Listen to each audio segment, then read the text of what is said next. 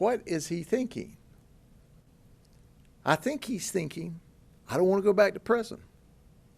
But we're thinking, you should. So that's where we are today. Sheriff, you're not allowed to use deadly force for a property crime. Why do you say he would have been justified in killing him? Well, because that is a, first off, he tried a carjacking with a lady. And then he was doing a burglary of a vehicle, and he was in the string of a group of felonies at the time. That sounds pretty shaky. It is if you're the suspect.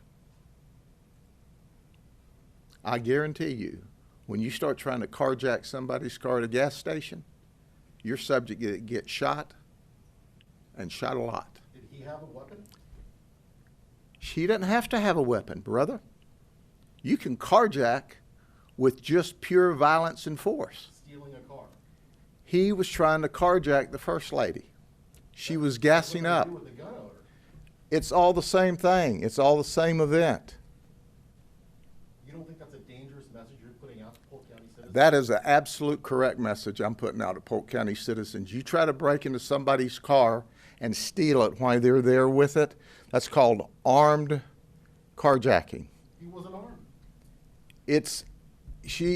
The other guy was armed. You don't look at individual events. You look at the string of violent felonies he was committing.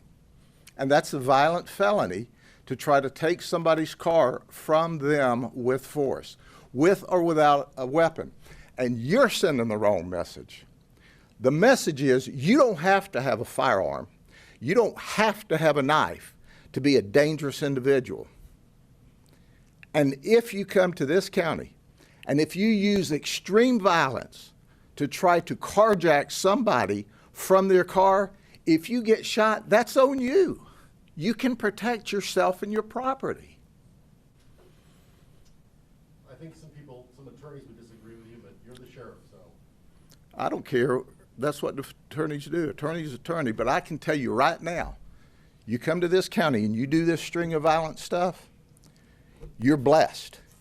You're blessed because that man up at that store had the right to protect himself. He had the right to protect his property. He had the right to protect that lady. That lady had the right to protect herself and her property. Come on, man. What's wrong with you? And then he goes down to the interstate, causes a crash, tries to break in and steal 2 more cars while they're occupied.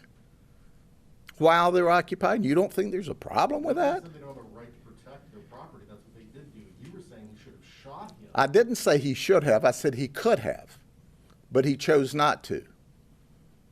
Which was the correct choice, correct? The choice was that he used the force necessary to protect himself and his property.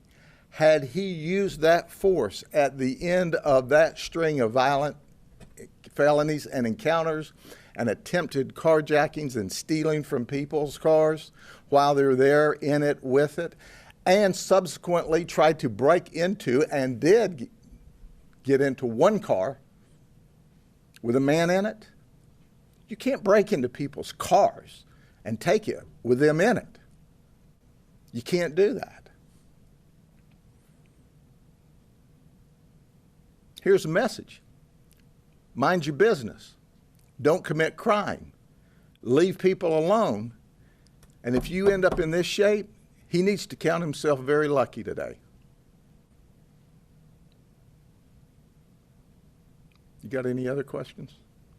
I do. President Trump tested positive for COVID-19. Why don't you or any of your staff in this building wear masks? I'm not going to answer that question.